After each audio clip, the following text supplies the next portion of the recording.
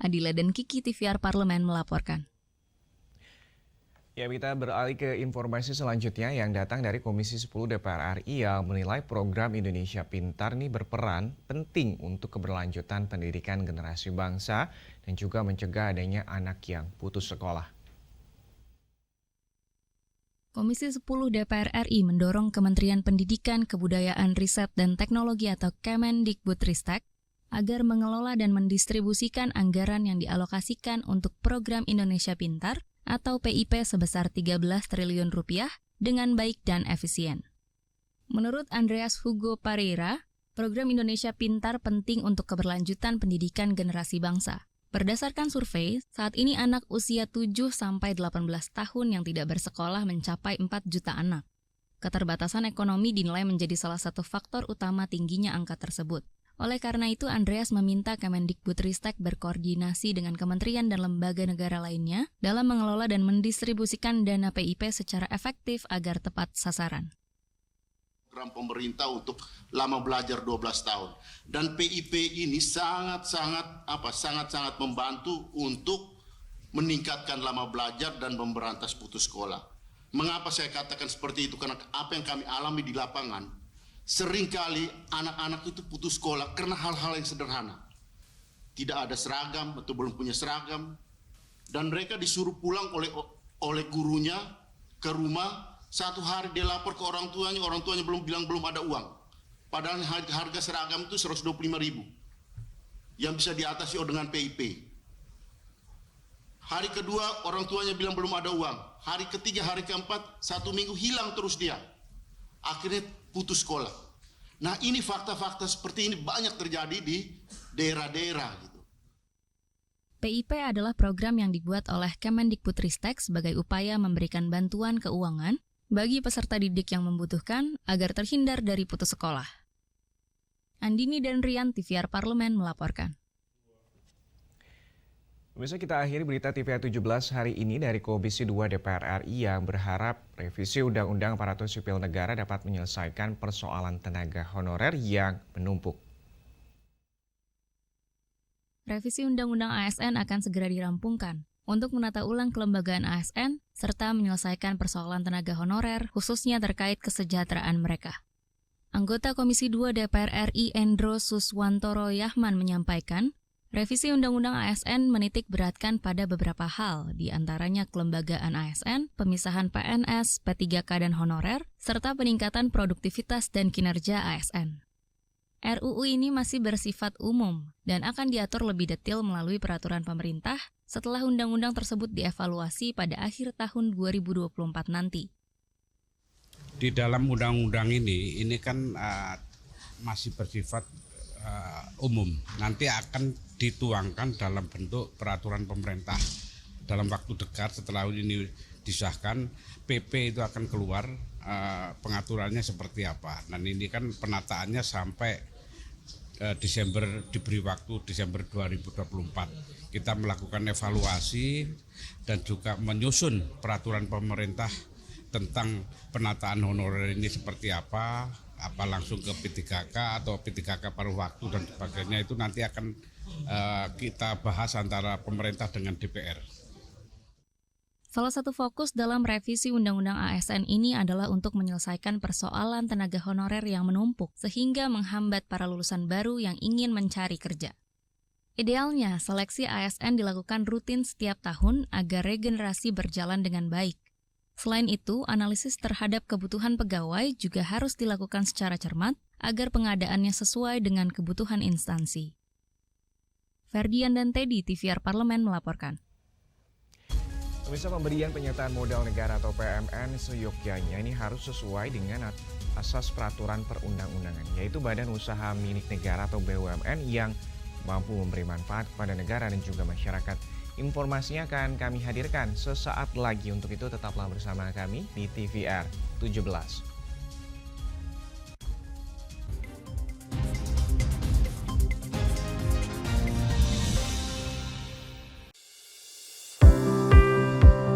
Mengenal tugas dan fungsi DPR RI. Dewan Perwakilan Rakyat atau DPR adalah lembaga negara yang mewakili aspirasi rakyat. Kehadiran DPR RI merupakan salah satu bukti bahwa Indonesia merupakan negara demokrasi. Sebagai salah satu lembaga perwakilan rakyat, apa saja tugas dan fungsi yang diemban DPR RI? Berdasarkan pasal 20A ayat 1 Undang-Undang Dasar 1945, DPR memiliki 3 fungsi, yakni fungsi legislasi, anggaran, dan pengawasan. Tugas dan wewenang DPR berbeda untuk setiap fungsinya. Yang pertama, fungsi legislasi. Menyusun program legislasi nasional atau prolegnas, menyusun dan membahas rancangan undang-undang, menerima rancangan undang-undang yang diajukan oleh DPD, membahas rancangan undang-undang yang diusulkan oleh Presiden ataupun DPD, menetapkan undang-undang bersama dengan Presiden, menyetujui atau tidak menyetujui peraturan pemerintah pengganti undang-undang yang diajukan oleh Presiden untuk ditetapkan menjadi undang-undang. Yang kedua, fungsi anggaran. Memberikan persetujuan atas rancangan undang-undang tentang APBN yang diajukan oleh Presiden. Memberikan persetujuan terhadap pemindahntanganan aset negara maupun terhadap perjanjian yang berdampak luas bagi kehidupan rakyat yang terkait dengan beban keuangan negara. Menindaklanjuti hasil pemeriksaan atas pengelolaan dan tanggung jawab keuangan negara yang disampaikan oleh BPK. Memperhatikan pertimbangan DPD atas rancangan undang-undang tentang APBN dan rancangan undang-undang terkait pajak, pendidikan, dan agama. Yang ketiga, fungsi pengawasan. Fungsi pengawasan, DPR bertugas melakukan pengawasan terhadap pelaksanaan Undang-Undang APBN dan kebijakan pemerintah, serta membahas dan menindaklanjuti hasil pengawasan yang disampaikan oleh DPD. Demikian penjelasan tentang tugas dan fungsi DPR menurut Undang-Undang. Informasi ini dipersembahkan oleh TV dan Radio Parlemen, Biro Pemberitaan Parlemen, dan Sekretariat Jenderal DPR RI.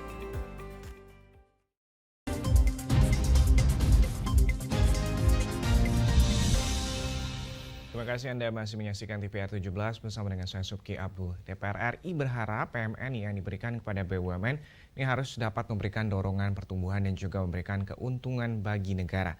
Namun, jika tidak memberikan keuntungan bagi negara, maka pemberian PMN sebaiknya dialihkan untuk hal yang lebih bermanfaat. Selama ini BUMN hanya bertahan hidup dengan pemberian PMN, namun tidak memiliki konsep bisnis yang jelas dan juga menguntungkan. Lebih baik pemberian PMN tidak diperpanjang lagi daripada menabrak semua aturan yang sudah ada. Lalu untuk mengetahui informasi selengkapnya, mari kita simak laporan mendalam yang telah dihimpun oleh tim redaksi TVR Parlemen dalam segmen editorial Parlemen. Berikut ini.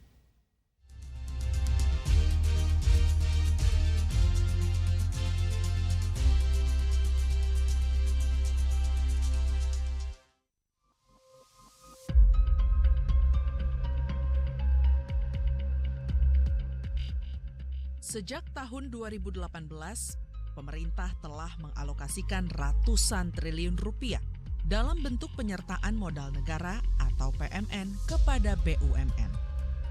Tujuan awal pemberian PMN ini adalah untuk mengembangkan BUMN, memperkuat ekonomi nasional, dan meningkatkan pelayanan publik.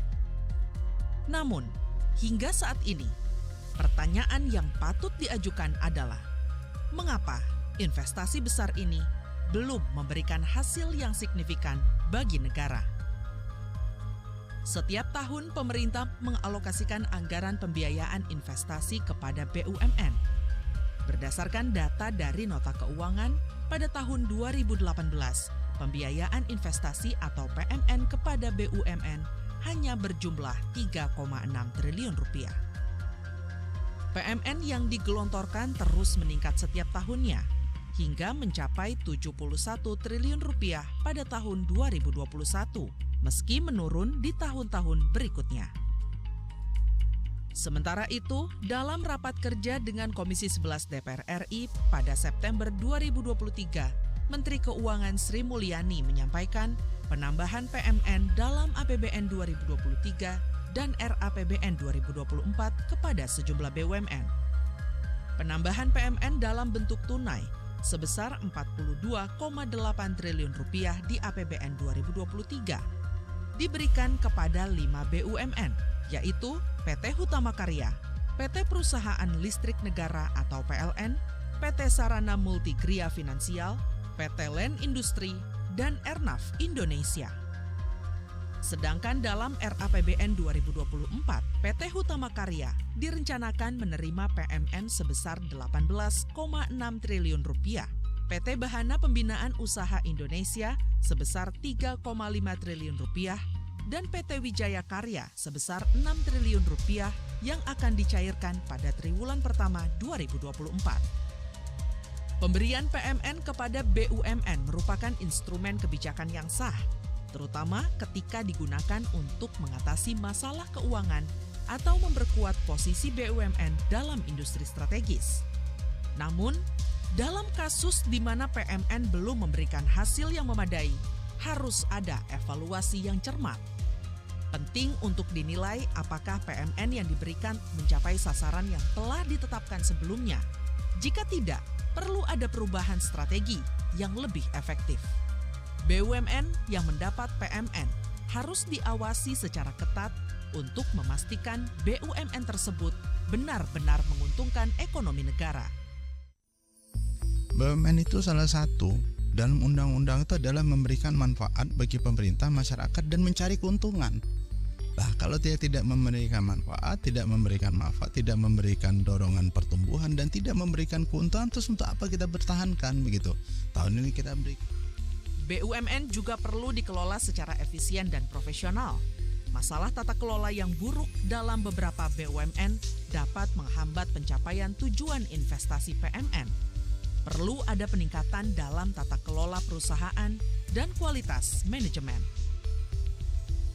Adanya temuan berulang yang biasa dapat oleh BUMN ini menjadi perhatian kita. Ini artinya menandakan bahwa sistem pengendalian internal tidak berjalan dengan baik di BUMN tersebut. Nah, ini bagaimana penguatan organisasi ataupun perusahaan AFC ini harus betul-betul dicermati dan dana yang ditempatkan oleh AFC ini betul-betul sesuai dengan tepat sasaran. Dalam menghadapi masalah ini, pemerintah harus berkomitmen meningkatkan transparansi, akuntabilitas, dan tata kelola BUMN yang lebih baik. Selain itu, evaluasi berkala terhadap investasi PMN harus dilakukan demi memastikan PMN digunakan secara efisien dan efektif. Pemberian PMN kepada BUMN adalah langkah yang serius dan strategis untuk menggerakkan ekonomi dan pembangunan nasional. Namun, agar investasi ini memberikan manfaat yang maksimal, diperlukan evaluasi yang cermat, pengelolaan yang baik, dan komitmen yang kuat untuk memastikan bahwa dana PMN digunakan dengan bijak demi kepentingan rakyat dan kemajuan negara.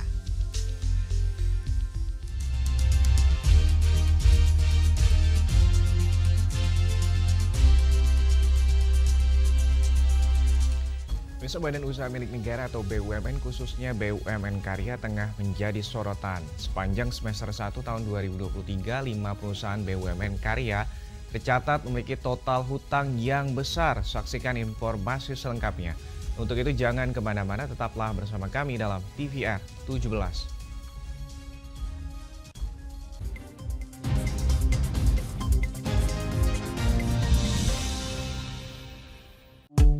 DPR RI memiliki fungsi diplomasi dalam menjalankan politik luar negeri sesuai dengan pasal 116 Undang-Undang MD3. Kontribusi aktif BKSAP DPR RI memainkan peranan penting dalam memenangkan persaingan global melalui IPU, IPA, IPPF, IPA, dan PUIK. BKSAP memiliki komitmen yang tinggi dalam krisis kemanusiaan dunia. Fungsi diplomasi dijalankan untuk mendukung upaya pemerintah dalam melaksanakan politik luar negeri.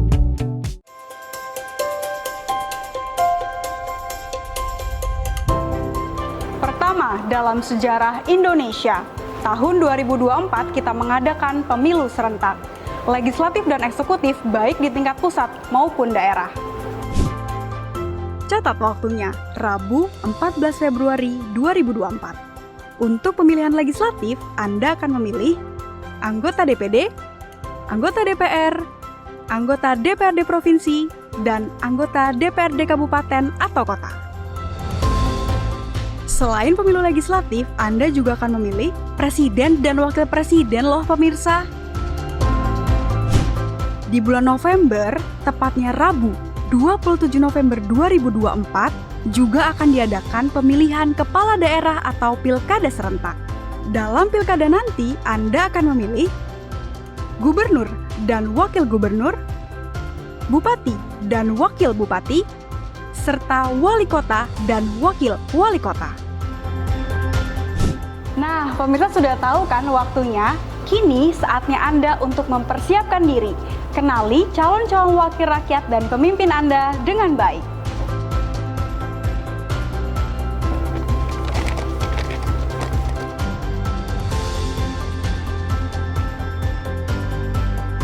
Jangan sampai kesempatan untuk memilih calon wakil rakyat dan pemimpin Anda terlewat begitu saja. Ayo ramaikan pesta demokrasi pemilu 2024 dengan meriah. Demi masa depan bangsa Indonesia.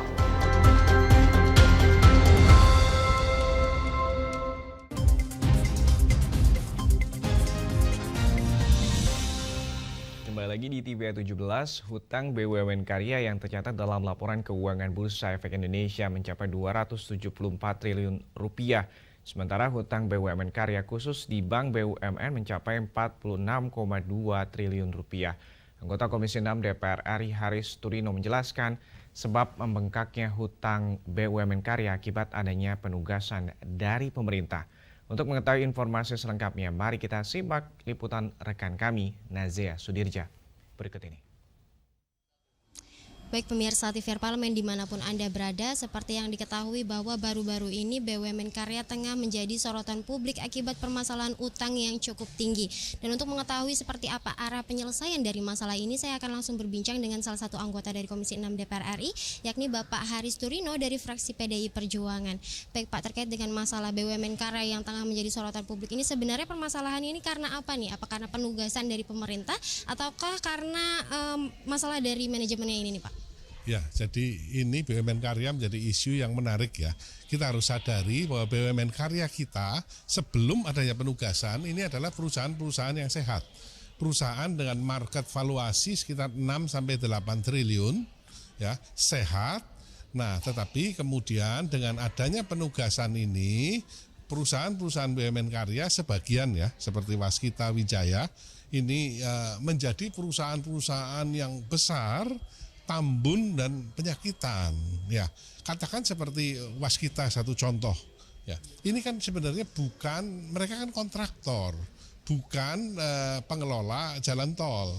Mereka diminta untuk membangun jalan tol, yang harapannya adalah setelah selesai dibangun jalan tol ini laku dijual dan kemudian mendapatkan pengembalian.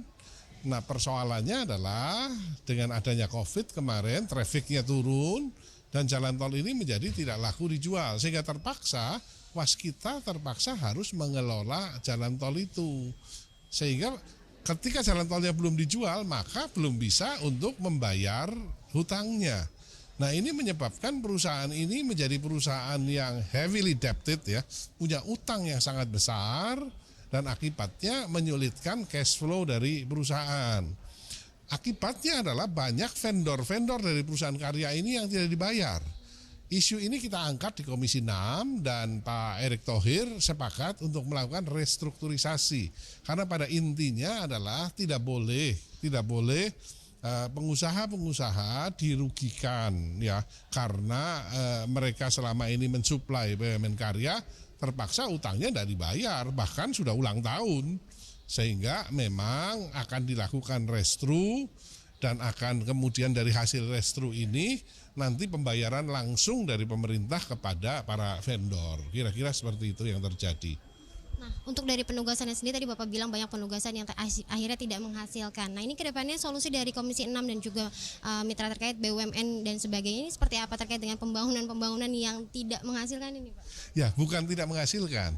Memang penugasan ini adalah penugasan untuk pembangunan infrastruktur. Kenapa ini dilakukan? Karena Indonesia sudah terlalu lama tidak membangun infrastruktur. Kita terlambat sekali membangun infrastruktur. Satu contoh bahwa jalan tol yang dimiliki oleh Indonesia ketika pertama kali Pak Jokowi berkuasa itu hanya sekitar 700 km. Ya, padahal jalan tol pertama yang dibangun yaitu jalan tol Jagorawi itu sudah dibangun pada tahun 87. Nah, sampai Jokowi masuk itu hanya 700 kilo. Sementara Cina yang membangun jalan tol 10 tahun sesudah Jagorawi, total kilometer jalan tolnya sudah 280.000 kilometer. Kita terlalu lama ketinggalan tidak membangun. Sehingga yang salah bukan pembangunan infrastrukturnya. Tetapi memang bahwa kita harus membangun infrastruktur atas nama keadilan sosial. Ya, atas nama untuk menurunkan logistik cost di Indonesia. Kan kita merasa sekarang, saya pulang ke Tegal dengan mudah hanya 4 jam sampai ke Tegal. Di mana tadinya Tegal Jakarta adalah 8 sampai 10 jam. Ya, jadi pembangunannya tepat, cuman memang penugasan ini Indonesia kan bukan negara yang sangat kaya ya. Duitnya cekak. Sehingga memang pemerintah menyediakan anggaran yang terbatas, kemudian BUMN karya ini diminta untuk mencari pendanaan sendiri, padahal mereka harusnya adalah kontraktor. Kontraktor itu membangun, duitnya sudah ada. Nah, terpaksa mereka mencari pendanaan sendiri yang tidak bisa dibayar gara-gara jalan tolnya memang belum laku untuk dijual. Itu problemnya. Baik, terima kasih atas waktunya, Pak. Ya baik pemirsa, itu tadi wawancara saya dengan Bapak Haris terkait dengan masalah BUMN karya yang terus memiliki hutang yang meningkat. Tadi juga disampaikan bahwa memang hutang yang dimiliki oleh BUMN karya ini disebabkan oleh penugasan-penugasan yang diberikan kepada BUMN karya semasa COVID, yakni pembangunan infrastruktur seperti jalan tol yang akhirnya pembangunan tersebut kurang menghasilkan dana kembali ataupun investasi kembali kepada negara. Dan tadi juga disampaikan bahwa seharusnya pemerintah lebih memperhatikan terkait dengan penanaman modal yang diberikan kepada BUMN dan juga memperhatikan penugasan-penugasan yang diberikan untuk BUMN seperti BUMN karya ini. Dan sekian yang dapat saya laporkan terkait dengan masalah BUMN karya. Saya Nazia Sudirja, kembali ke studio. Ya, terima kasih rekan Nazia Sudirja. Selanjutnya pemirsa, apa saja menjadi topik perbincangan di media online pada sore hari ini. Usai jeda berikut, tetaplah bersama kami di TVR 17.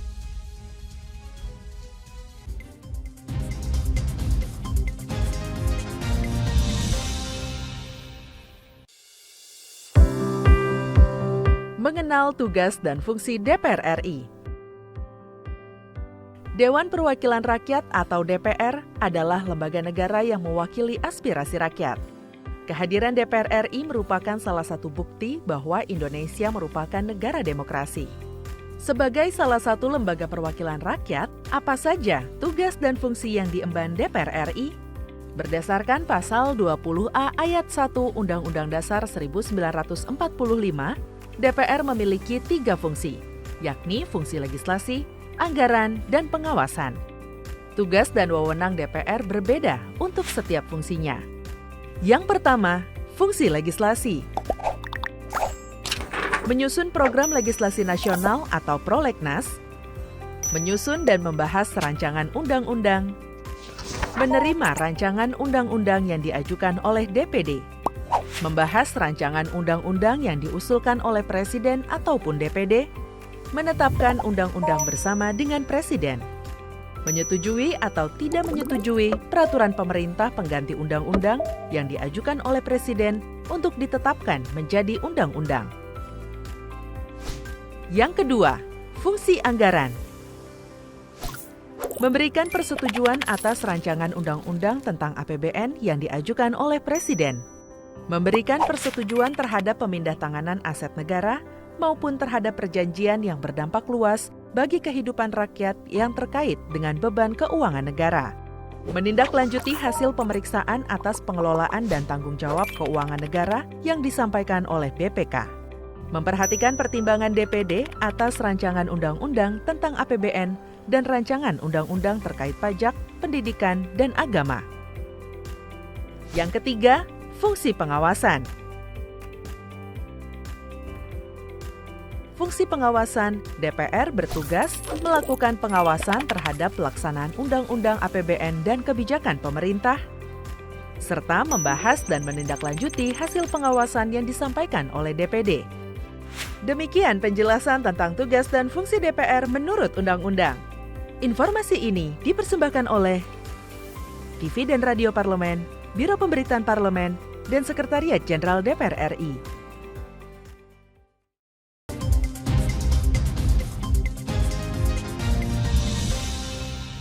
Anda masih menyaksikan TVR 17. Pemirsa, TVR Parlemen kali ini kita masuk ke segmen media nasional. Mari kita simak isu apa saja yang menjadi sorotan media serta tanggapan dari sejumlah anggota Dewan bersama dengan rekan kami, Anggun Oktarini. Berikut ini.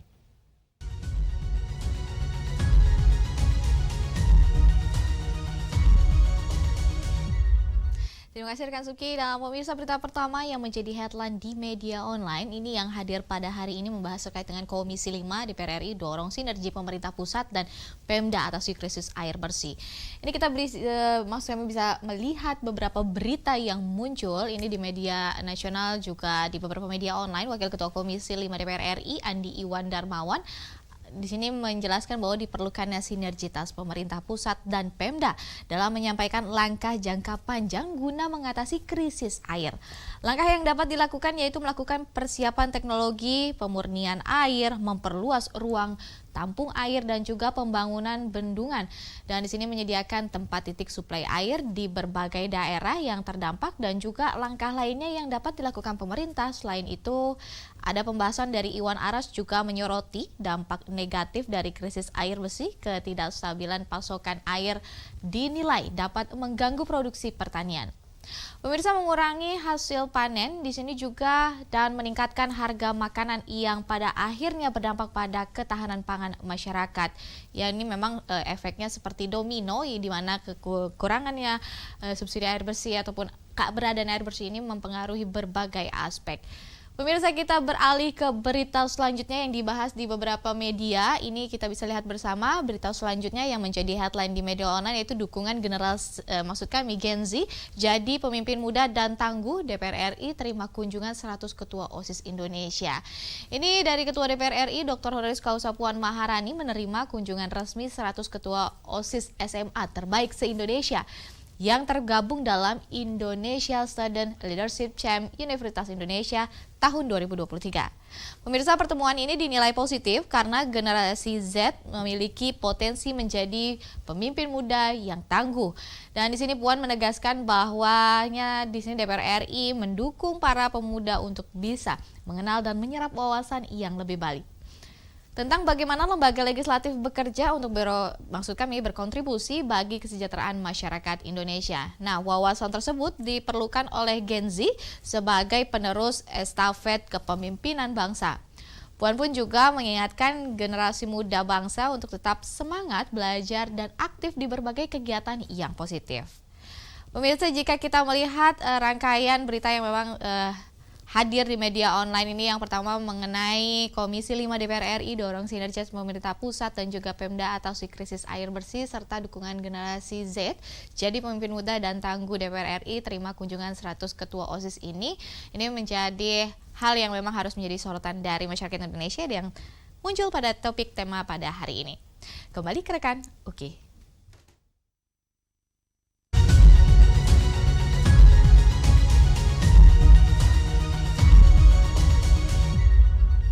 Terima kasih rekan Anggun dan pemirsa, terima kasih rekan Anggun yang telah menyampaikan sejumlah sorotan media dari media online nasional pada sore hari ini. Saat TVR Parlemen, segmen media online tadi sekaligus penutup program TVR 17 edisi sore hari ini. Saya, Subki Abdul, beserta seluruh kru TVR Parlemen yang bertugas mengucapkan terima kasih dan pamit undur diri dari hadapan Anda. TVR Parlemen, referensi Indonesia. Wassalam.